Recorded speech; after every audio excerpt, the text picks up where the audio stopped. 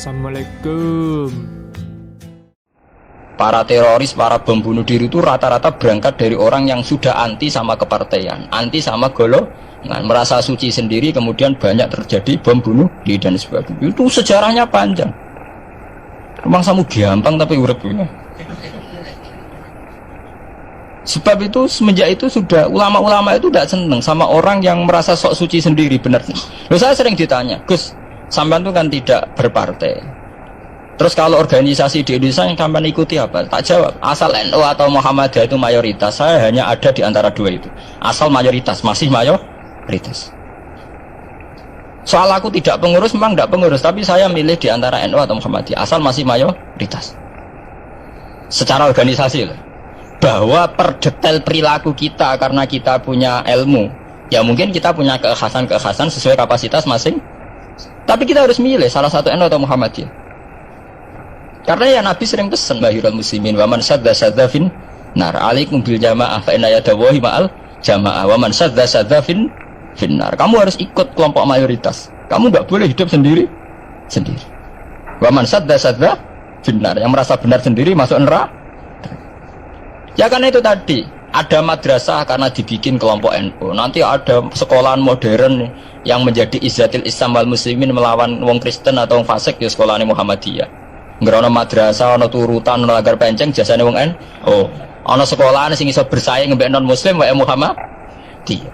Ya itu saja kita. Karena kalau tidak direduksi begini, kita akan ikut kelompok-kelompok kecil yang merasa benar sendiri. Misalnya kelompok-kelompok yang kecil-kecil sing aneh-aneh, itu kan mereka lebih orisinil. Tapi orisinil kelompok kecil tuh luwih ngeri. Misalnya kayak kemarin ada kelompok An-Nazir. An-Nazir mungkin dia bisa ngepas no dawe Nabi, yang sing rambutnya diping nih, sing tenggene japos bodone beda mek bodo kita. Saya tuh pernah melihat di Metro, ini cerita intelektual, pernah lihat di Metro wawancaranya ketua Jamaah An-Nazir. Itu dalam banyak hal memang mereka ingin memiripkan sama Nabi. Misalnya rambut dipilok, diping. Dalam sejarah, sampean takok ahli hadis, memang Nabi Sayyidina Umar Bakar itu rambutnya apa di apa itu disemir.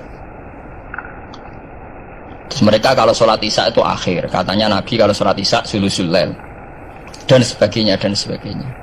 Tapi apa sisi yang dari itu terus kemudian merasa persis Nabi?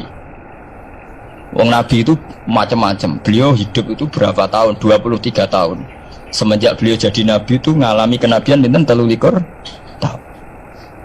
Dan itu punya ikhwal-ikhwal yang rawan ada nasah mansuh.